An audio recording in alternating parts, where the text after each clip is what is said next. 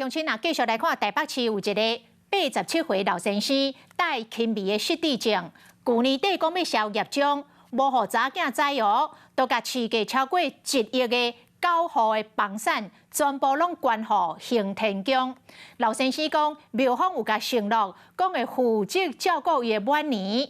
但是这查囝来指控，讲这个房产过户了后，行天宫就急外，无人来甲爸爸烧酒问咯。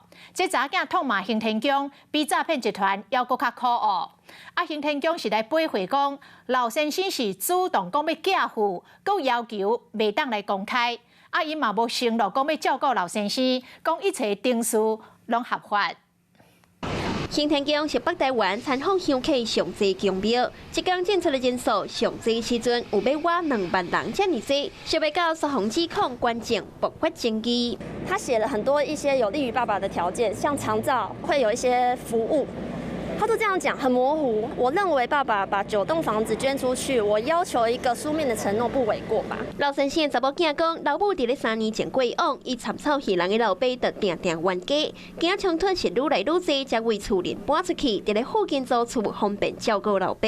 想要到去年7月开始，老爸对政府政策不满，佮写批到总统府来申请。台北市政府社会局佮派社工来甲关怀，探视了后，佮讲老爸即摆感觉所有要甲接近的人，拢是为着伊的钱，所以想要甲财产全部拢捐出去。今年2月，老爸名下9户的房地产，就全部拢转到行天宫的名下。原本热心服务的庙方人员，所常无看人，就连当照也有就医的服务嘛拢无去。调查者要求庙方白纸黑字写好清楚，保障老爸生活，也毋过庙方煞无答应。医生是跟我讲说，他有微失智的症状，但必须要就医治疗。但是我爸看了那个精神科，他很反抗，他就说再也不去看医生。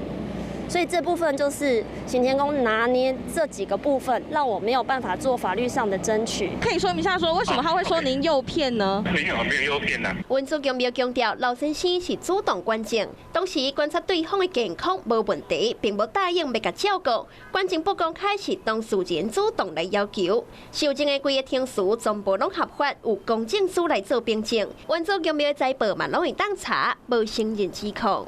嗨，我是庄宇杰，想要看到更多的新闻内容吗？赶快订阅华视新闻的 YouTube 频道，并且开启小铃铛，跟着宇杰一起看新闻吧。